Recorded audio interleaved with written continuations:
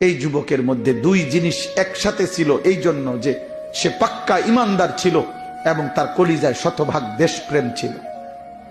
ঈমান এবং দেশপ্রেম। যেদিন শাহাদাত বরণ করে, যেদিন প্রথম গুলির আঘাত খায়, সেদিন তার শেষ নামাজ ছিল জুমার নামাজ। সে প্রতিদিন ফজরের নামাজ পড়তো, সঙ্গী সাথীদেরকে প্রতিদিন 5 ওয়াক্ত নামাজ পড়তো।